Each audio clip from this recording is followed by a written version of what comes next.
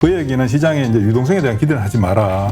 유동성에 대한 기대는 하지 말고 실질적으로 이제 좋아지는 쪽을 찾아 나가게 되는 어떤 그런 시장이다. 금리가 인상되는 초기에는 데미지를 받지만 조금 더 지나면 오히려 금리가 올라갈 때마다 주가는 올라가는 현상들이 발생하거든요. 소재 쪽보다는 지금 장비 쪽이 월등히 더 유리한 상황인데 시장에서는 소재 쪽만 바라보고 있고 장비 쪽을 안 바라보고 있거든요.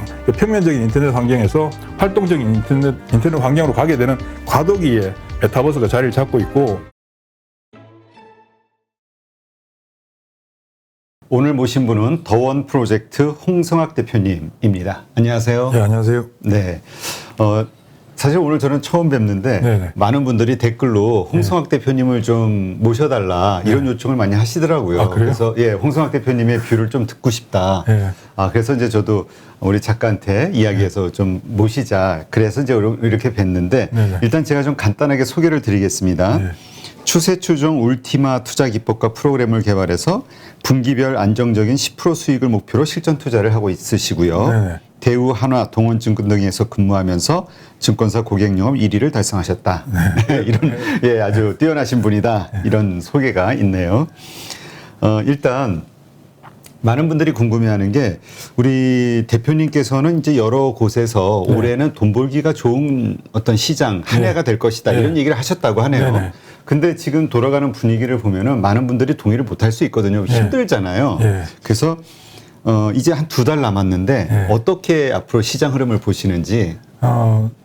작년 같은 경우 작년과 올해 시장 형태가 굉장히 다른 시장인 거죠. 작년에는 이제 코로나가 발생하면서 뭐 기업의 내재 가치나 기업의 뭐 성장 가치나 이런 거 관계없이 전부 다 이제 드랍을 하는 현상들 나타났고, 그 경제 절벽 현상들을 막기 위해서 이제 무차별적인 돈을 지원했고, 네. 그 과정 속에서는 거의 대부분의 기업들이 좋고 나쁜 게 구분 없이 다 일정 수준 이제 회복하는 어떤 그런 과정들이 발생하는 게 작년 시장이었고요. 네. 올해 시장은 이제 원점으로 돌아온 상태에서 이제 지금부터 이제 진검승부가 펼쳐지는 상태. 그러니까 좋아지는 기업들과 덜 좋아지는 기업들. 그러니까 작년에는 돈에 의해서 움직였다면 그건 전형적인 유동성 시장이라고 볼 수 있고, 그렇죠. 보통 이제 유동성 시장이 진행되고 나면 그 다음부터는 이제 경기가 회복되고 기업들의 실적들이 개선되면서 이제 실적 장세로 이제 전이되는 어떤 그런 과정들인데, 이미 올해 초부터는 사실 이제 실적 장세가 전개되는 상황이었거든요. 네. 그럼에도 불구하고 대부분의 시장 참여자들은 계속해서 돈을 쫓고 돈을 찾다 보니까 미국에서 테이퍼링도 2월 달에 이제 이미 옐런 재무장관 입을 통해서 시행하겠다라고 언급을 줬고 시장에 노이즈를 주면서 충격들을 이제 분산시켜주는 어떤 그런 과정들이 펼쳐졌는데, 그 얘기는 시장에 이제 유동성에 대한 기대는 하지 마라. 유동성에 대한 기대는 하지 말고 실질적으로 이제 좋아지는 쪽을 찾아 나가게 되는 어떤 그런 시장이다라고 시장이 계속해서 알려줬음에도 불구하고 시장에 있는 사람들은 작년에 겪어왔던 그 과정들을 이제 계속 답습하는 거죠. 그러니까 돈이 줄어들면 안 좋아질 것이다라는 어떤 불안감을 가지는데, 이 시장이라고 하는 것은 항상 양면선을 갖고 있지 않습니까? 좋은 게 있으면 나쁜 게 있고 나쁜 게 있으면 좋은 게 있는데, 보통 돈에 의해서 움직였으니까 돈이 줄어들면 시장이 나빠질 것이다라고 바라보는 어떤 시장 참여자들의 시선들인데, 문제는 시장에 들어온 돈들이, 우리나라 시장에 들어온 돈들이 작년 한 해 개인 투자자들이 한 80조 이상 순매수를 했고, 네. 지금도 고객의 탁금 60조에서 70조 정도 남아있는 어떤 그런 상황인데, 한 150조 정도 돈이 들어왔거든요. 그렇죠. 그러니까 우리 주식시장, 제가 이제 32년째 있었는데 32년 동안 있으면서 한 번도 본 적이 없는 그런 어마어마한 돈들이 주식시장에 들어와 있는데, 시장은 사실 그렇게 크게 움직이진 않았거든요. 네. 코로나 이후에 나빠졌던 게 원상복구되는 수준에서 이제 그래서 좀 더 좋아진 애들이 좀 많이 좋아졌고, 특히 작년에는 뭐 바이오들이 많이 올랐고, 그렇죠. 올해 같은 경우는 이제 돈에 대한 기대가 끝난 상태에서 본질적인 어떤 내재 가치 혹은 기업의 성장 스토리, 그 다음에 실질적으로 실적의 어떤 전가폭이 나타나는 기업들은 전체 상장된 종목 중에서 종목 수는 좀 줄어들 거 아니에요. 종목 수는 줄어들지만 좋아지는 애들에 대한 시장의 참여도는 높아지니까 주가 상승은 훨씬 더 크게 나타날 수밖에 없는 게 올해 시장이었고, 실제 올해 시장은 외형적으로 볼 때는 움직임이 없었죠. 그렇죠. 주가지수 뭐 지수는 그냥 그 자리에 있었고, 그렇죠. 그 자리에 있는 가운데서 삼성전자가 지수의 견인차 역할을 하는 삼성전자는 주가가 빠졌고, 대형주 시가총액 상단에 있는 종목을 다 빠졌는데 지수는 유지를 했다는 얘기는 삼성전자 하나가 시가총액 500조인데 500조짜리 하나가 10% 빠지는 상황이라면, 역으로 생각해보면 1조짜리 회사 500개가 움직이더라도 균형을 맞출 수 있는 상황이잖아요.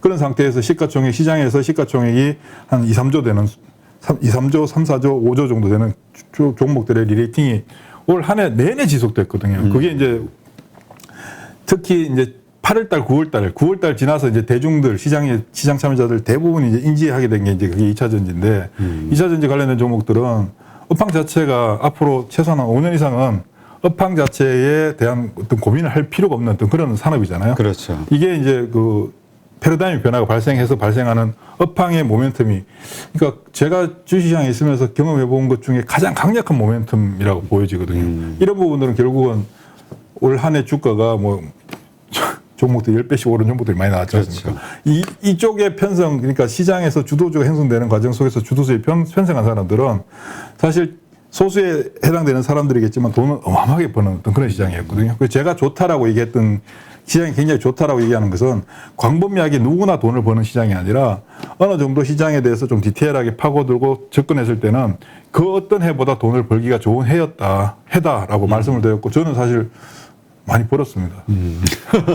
요즘 하도 그 돈을 그 손실 보신 분들이 많아가지고. 그러게요. 그러니까 그런 분들은 지금 말씀하신 대로 우리가 소위 대형주, 우량주 중심으로 예. 투자한 분들, 그리고 작년에 많이 올랐던 거에 또 편승하신 분들이 예. 오히려 좀 재미를 못 올해는 보는. 굉장히 힘들었죠. 예. 자, 그러면 말씀대로 어쨌든 중소형주 단 그 몇 조 단위의 그런 것들은 많이 오르면서 시장은 좋았다. 예. 결국 이렇게 볼 수 있는 거라고 이제 보시는 건데. 예. 앞으로는 어떨까요? 지금 앞으로 한 2달 정도 남았고 또 내년도 테이퍼링이 이제 시작되는 지금 시점. 테이퍼링에 대한 부정적인 얘기들이 연초부터 계속해서 시장을 지배해 왔고요. 그게 이제 시장을 압박하는 가장 큰 요인들이었는데, 물론 이제 큰 자금들, 우리가 일반 개인 투자자들이 운영하는 그런 자금들이 아닌 뭐 천억 단위, 몇 천억 단위, 조 단위의 자금들을 운영하는 쪽은 굉장히 중요한 문제잖아요.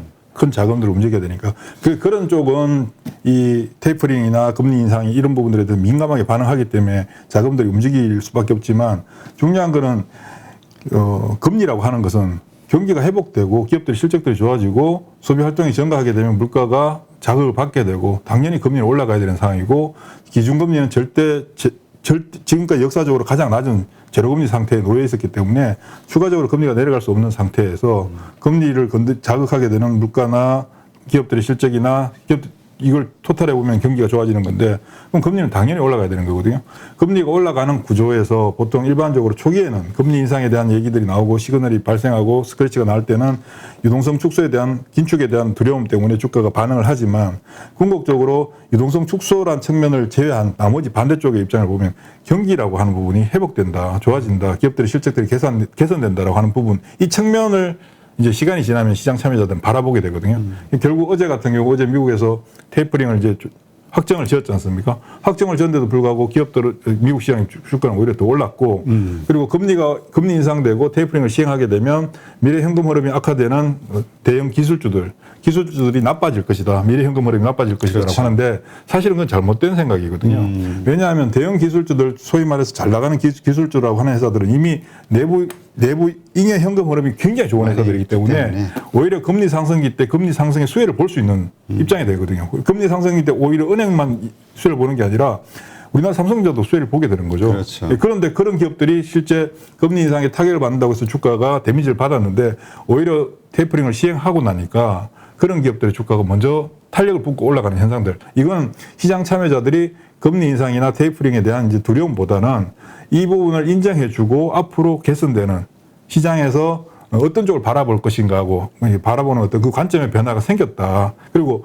과거에도 1996년, 97년, 98년, 99년부터 2001년도까지도 실제 미국 국채금리는 상승하는 구간이었거든요. 네. 상승하는 구간에서 실제 미국 시장도 우리도 경험했던 IT 버블 현상들이 경험했던 그 시기가 바로 국채금리가 상승하는 시기였는데, 주가는 언제 끝나냐면 상승하던 금리가 경기 둔화에 대한 우려 때문에 상승을 동결시키거든. 동결시키고 이제 금리 인하로 들어가는 그 초입, 그때부터 사실 시장은 위험 국면에 들어가게 되는데, 금리가 인상되는 초기에는 데미지를 받지만 조금 더 지나면 오히려 금리가 올라갈 때마다 주가는 올라가는 현상들이 발생하거든요. 이 부분들을 아직 시장 참여자들이 그까지는 바라보지 않는 것 같더라고요. 이 부분이 사실은 시장을 밀어올릴 수 있는 가장 큰 동력이 되고, 이런 관점에서 놓고 본다면 아직까지 뭐 우리나라 삼성전자나 뭐 현대차나 시가총액 최상단에 있는 종목들의 기업 실적의 리레이팅 현상은 아직 크진 않은 상태고요. 유지하는 어떤 측면이라고 놓고 본다면 지수 측면에서는 지수의 움직임은 방어를 해주는 수준. 네. 그러니까 지수는 여전히 3,000포인트를 기준으로 왔다 갔다 하는 수준에 놓여 있겠지만, 넘쳐나는 자금들과 그리고 잘 아시겠지만 우리나라 중소기업들의 실적 개선율이 굉장히 높게 나타나고 있잖아요. 네. 이런 회사들은 이제 자기 자리 찾아가는 어떤 그런 과정들이 펼쳐지겠죠. 이게 올 연말까지도 계속해서 진행될 거라고 보여지고 내년 한 해도 계속해서 그런 현상들이 이어질 거라고 저는 생각하고 있습니다. 네. 그러니까 이제 그 말씀은 앞으로도 좀 중소형주 중심의 네. 시세 분출이 좀 있을 것이다. 굉장히 크게 나타날 수 있다는 거죠. 근데 이제 그동안 말씀하셨던 대로 2차 전지 소재주가 그 뭐라 그럴까요? 시장의 주도주 역할을 하면서 정말 많이 올랐죠. 뭐 네. 10배 오른 기업들도 있고요. 참 몇 배씩 오른 기업들이 많은데 최근에 좀 주춤하는 모습을 보이고 있잖아요. 네. 그 대신 이제 뭐 게임 시장이라든가 네. 메타버스가 좀 네. 떠오르면서 그래서 2차 전지 소재주 이제는 주도주로서 이제 부러진 거 아니냐 이런 의견을 가지신 분도 있는데 그건 어떻게 저도 생각하세요? 10월 초에 그렇게 봤거든요. 네. 10월 초에 이제 2차 전지 소재주들이 타격을 받으면서 일단 시세가 일단락되고 이렇게 일단락되고 나면 보통 일반적으로 다시 자리를 잡고 정비하는 데 걸리는 시간은 최소한 한 3개월 정도 소요되는데 문제는 이제 기본적인 배경 자체가 달라졌느냐. 기본적인 배경 자체가 달라졌냐 놓고 보면 달라진 건 하나도 없거든요. 다만 이제 소재라고 하는 것은 궁극적으로 배터리를 생산하는 배터리 셀 업체에서 자동차에서 공급해주는 배터리 수주받은 공급량이 늘어나니까 이 부분에 대한 조기 소재를 확보해야 되는 어떤 부분들이 발생한 거죠. 거기서 특히 뭐 에코프로 같은 경우가 에코프로 BM이 뭐 SK이노베이션한테 한 10조 정도 계약도 그렇죠. 하고 이런 선제적인 어떤 수주를 받는 부분들이 주가의 모멘텀을 작용했는데 사실 2차 전지 쪽도 사실 파고 들어가 보면 굉장히 디테일하거든요. 최근에는 이제 예전에는 2차 전지 하면 소재나 장비나 부품 관계없이 집단적으로 움직이는 현상들이 작년에 보여졌는데요. 재작년도 그렇고. 근데 올해 들어서 이제 9월 달 이후부터는 어떻게 되냐면 2차 전지 관련된 종목들 중에서도 소재 관련 종목들, 그다음에 부품 관련된 종목들, 장비 관련된 종목들로 이렇게 구분돼서 움직임이 나타나주고 있다가 근자에는 또 어떤 현상까지 나타나냐면 소재 중에서도 양극재, 음극재, 분리막 전해질마다 따로따로 움직임들이 나타나주고 있거든요. 그렇죠. 이런 부분들은 시장이 그만큼 디테일해졌다는 얘기고 디테일해진 부분들은 사실 앞으로 주가 상승을 저해하는 요인으로 자리를 잡게 됩니다. 왜냐하면 사람들이 너무 자세하게 알고 있다는 얘기는 주가의 상승 모멘텀이 둔화된다는 얘기지만 문제는 업황 자체가 워낙 좋기 때문에 지금까지 보여왔던 그만큼 큰 상승은 나타나지 않는다 하더라도 지금 현재보다 한 단계 더 주가 올라갈 수 있는 가능성은 굉장히 크다라고 보여지고 다만 소재 쪽보다는 지금 장비 쪽이 월등히 더 유리한 상황인데 시장에서는 소재 쪽만 바라보고 있고 장비 쪽을 안 바라보고 있거든요. 최근까지 그거 가지고 돈 벌어서 그렇겠죠? 예, 그러니까 잘 나가는 애들이 변동성도 크고 주가 탄력도 크니까 그쪽을 바라보는데 어차피 소재라고 하는 것은 장비를 통해서 소재가 배터리로 만들어지는 거잖아요. 근데 지금 현재 주요 자동차 회사들도 그렇고 뭐 미국의 이번에 새로 만들어진 그 리디안인가요? 걔네들도 그렇고 폭스바겐도 그렇고 GM 포드도 그렇고 모든 자동차 회사들이 자기들이 배터리 내재화를 하겠다라고 하면서 국내 배터리 3사들하고 이제 조인을 하지 않았습니까? 그럼 하게 되면 제일 먼저 하는 게 공장을 지어야 되는 거잖아요. 그렇죠. 지금 현재 미국 시장에서만 해도 약 600기가와트시 정도 차후에 궁극적으로 600기가와트시 정도의 생산량을 생산할 수 있는 공장을 짓겠다고 하는데 600기가와트시 정도면 설비 라인만 60조 정도 들어가는 거거든요. 그 설비 라인 60조 정도 들어갈 때 국내 기업들 어차피 국내 배터리 셀 회사들이 배터리 공장을 짓게 되면 국내에서 현재 협력하고 있는 협력사들이 같이 동참을 하게 되는 거겠죠. 그렇죠. 근데 이 부분은 아직까지 주가의 반영이 별로 안 되고 있어요. 그러니까 이 2차 전지도 이제 좀 더 디테일하게 구분돼서 주가의 움직임이 나타날 줄 것이고 문제는 시장이 아무리 뭐 좋고 나쁘고를 떠나서 어떤 특정한 집단 소수의 집단만이 주가가 올라가게 되면 생명이 굉장히 짧아지거든요. 그렇죠. 섹터 자체가 같이 올라가야 되는데. 네, 이게 짧아지는데 여기서 이제 누군가가 옆에서 보조를 해주고 백업을 해주고 하는 현상들이 만들어지는 게 가장 좋은데 지금 2차 전지의 뒤를 이어서 백업을 해주는 게 원래는 제약바이오죠. 우리나라 대표적인 종목들이라고 하면 IT와 BT인데 제약바이오는 작년에 코로나로 인한 리에이팅이 나타나주고 그에 대한 데미지를 너무 많이 맞았어요. 그렇죠. 내상을 너무 깊이 입었기 때문에 당장 제약바이오가 움직여줄 수 있는 여건들은 못 되고 있고 최근에 이제 제약바이오가 돌려주는 모습을 보이더라도 일반 개인 투자자분들이 그렇게 좋아하던 바이오인데도 불구하고 이제는 선뜻 못 사고 있거든요. 트라우마가 있으니까. 너무 많이 다쳐서 제약바이오가 움직여주지 않으면 IT만으로 밀고 가야 되는데 IT만으로 밀고 가기는 힘이 굉장히 부족한데 그나마 다행스러운 거는 우리 시장에서 항상 제약바이오와 같은 성격을 띠고 있었던 종목군이 바로 게임주들이거든요. 게임주 어차피 게임과 게임 그 디지털 컨텐츠 쪽은 제조업과 다르지 않습니까? 그렇지. 확장성이 무한 확장성을 가지고 있고 특히 최근에 인베이더가 그 무한 확장성의 가능성을 시장에서 한번 딱 임팩트 있게 보여줬고요. 문제는 이제 그 뒤를 이어서 단발적으로 한두 종목이 움직여주는 현상으로 나타나면 이게 단발성으로 끝나게 되는데 최근에 이제 메타버스라고 하는 부분이 우리가 알지 못하는 영역이잖아요. 가보지 않은 길이기 때문에. 근데 저는 개인적으로는 메타버스라고 하는 영역은 우리가 1990년도 후반기에부터 지금까지 사용하고 있는 인터넷이라고 하는 이 환경 자체의 판이 바뀌는 어떤 그런 과정으로 간다. 그러니까 평면적인 인터넷 환경에서 활동적인 인터넷 환경으로 가게 되는 과도기에 메타버스가 자리를 잡고 있고, 그 다음에 최근에 그 페이스북의 저커버그가 회사명을 바꿨잖아요. 네, 메타로 바꿨죠. 근데 이게 페이스북의 그 브랜드 가치가 50조 정도 되는데 이 50조 정도 되는 가치를 과감히 버리고 메타라고 하는 것을 가져왔다는 것은 저커버그 입장에서 볼 때는 지금 현재 그 인터넷 환경, 사업 환경에서 페이스북이 더 이상 확장할 수 없는 한계에 봉착했다. 이 한계점을 뛰어넘기 위해서는 기존 인터넷 환경에서는 불가능하다라고 판단했겠죠.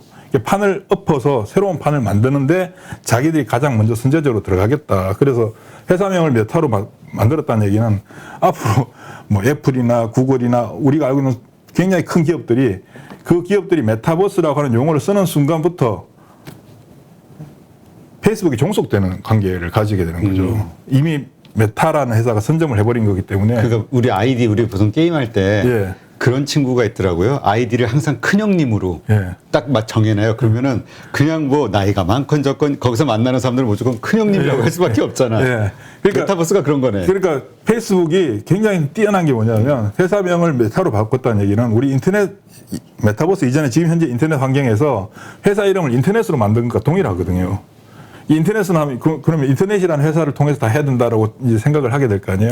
그런 패러다임을 페이스북이 지금 물론 페이스북이 성공할지 실패할지는 아무도 알 수가 없겠죠. 그렇죠. 문제는 어쨌든 간에 회사명을 바꾸면서까지 대규모로 밀어붙이는 어떤 과정이고 지금 올해만 이제 내년에 메타버스와 관련된 비용을 한 12조 쓴다고 발표했지 않습니까?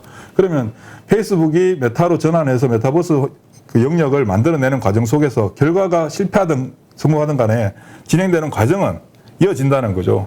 그 이어지는 과정 속에서 소위 말하는 낙수 효과, 파생되는 비즈니스의 항목들은 굉장히 많이 늘어날 것이고 여기에서 중추적으로 제일 먼저 시작해야 되는 게 플랫폼을 구축하는 것이고 플랫폼이 구축되고 나면 컨텐츠가 들어가야 되고 컨텐츠가 들어가게 되면 디바이스를 통해서 소비를 해야 되는 이런 일련의 과정들이 결국은 4차 산업의 과정과 맥을 같이 하는 부분이거든요. 네. 그러니까 이건 새로운 산업으로서 우리가 경험해보지 못했기 때문에 뭐 밸류에이션을 측정한다든가 이런 관점은 아니지만 이런 현상들이 과거에도 있었거든요. 그게 언제 있었냐면 91년도에 외국인한테 자본시장 개방된 당시에 저PR 종목들이 올라갈 것이다 라는 관점에서 저PR 종목들이 한 그때 많이 오른 종목들은 한 50배 이상씩 올랐고요. 그리고 99년도, 98년도 이제 IT 버블이 형성될 때 인터넷 관련된 종목들이 실체도 없는 인터넷 관련된 종목들이 보통 평균적으로 10배에서 100배까지 올라간 종목들이 나왔죠.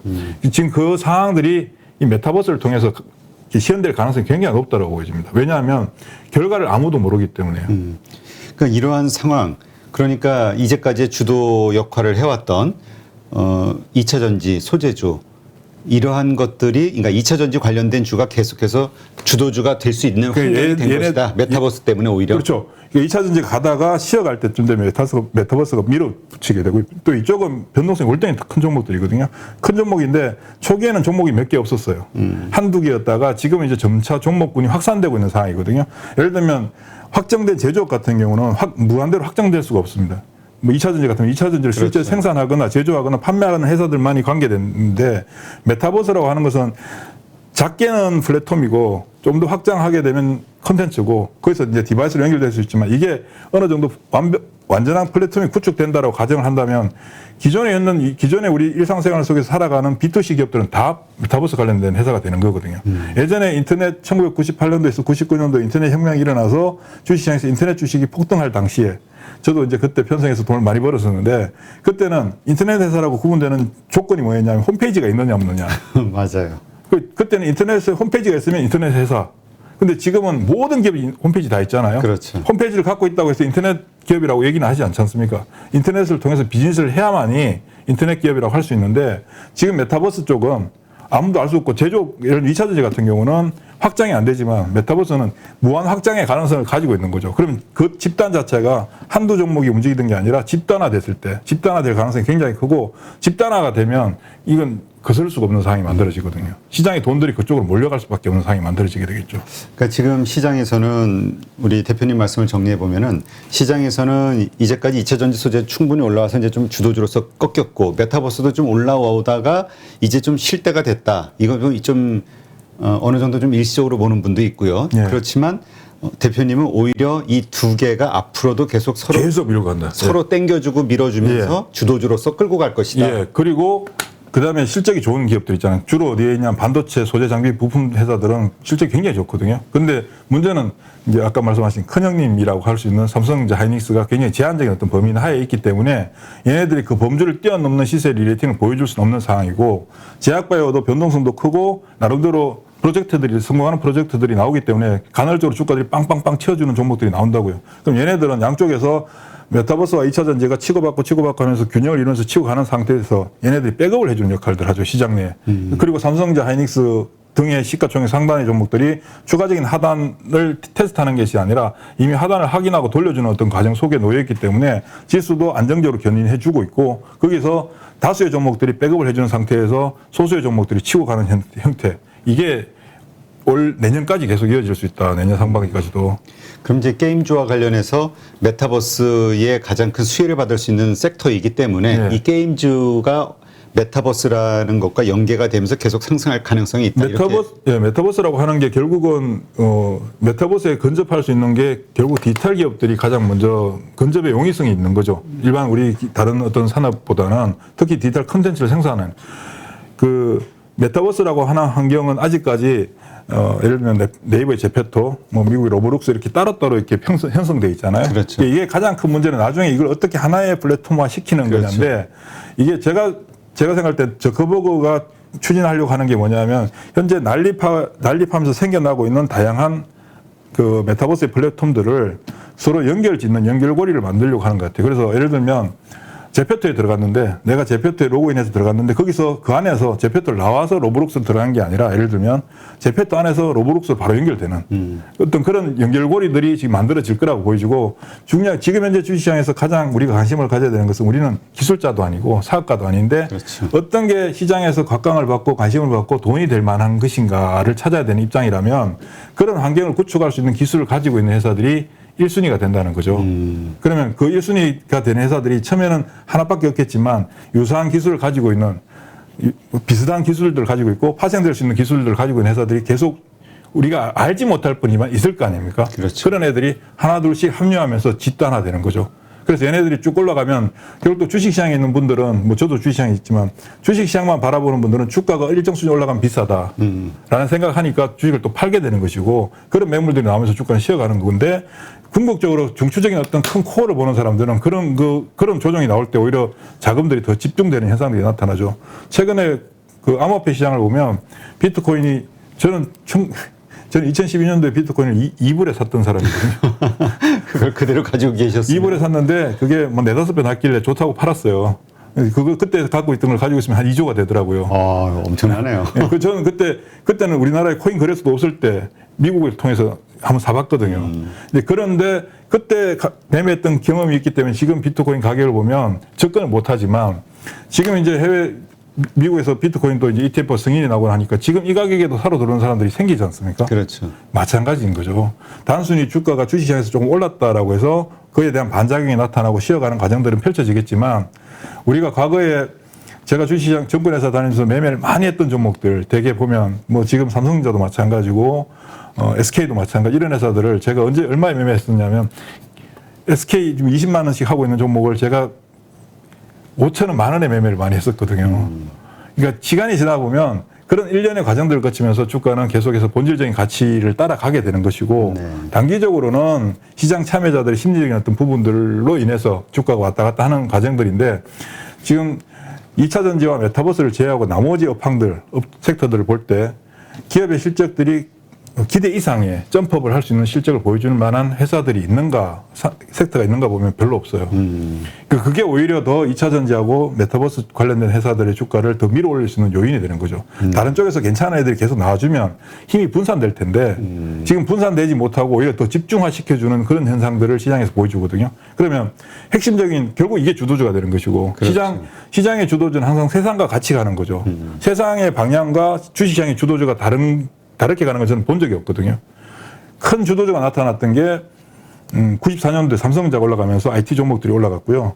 그 다음에 뭐 99년도 인터넷 때문에 IT 종목도 다 올라갔고 2004년, 5년, 6년, 7년도에 경기가 좋아지면서 중국 경기가 좋아지면서 산업재들이 움직였잖아요. 그때도 뭐 OCI 같은 경우도 그렇죠. 60배 이상 올라가고 뭐 조선주도 뭐 기본 30배, 40배씩 다 올라가는 어떤 그런 상황인데 이게 사회적인 현상들과 맞물려서 가는 거지 주식시장 안에서만 움직이는 현상들이 아니거든요. 그럼 지금 현재 세상과 주식시장을 바라봤을 때 세상에서 중추적인 역할을 하면서 끌고 가는 건 2차 전지고 새로운 트렌드로 패러다임 변화하면서 나타나는 게 메타버스니까 얘들을 제외하고 나머지 쪽에서 이 정도의 어떤 점프력을 보여줄 수 있는 섹터들이 있는가, 기업들이 있는가 볼 때 별로 없어요. 그래서 이제 그 2차 전지와 그 다음에 그 메타버스가 계속해서 이 주도주로서의 시장을 이끌고 가는 그런 게 이제 펼쳐질 것이다. 네. 이렇게 생각하시는 걸로 이야기했습니다. 네. 네.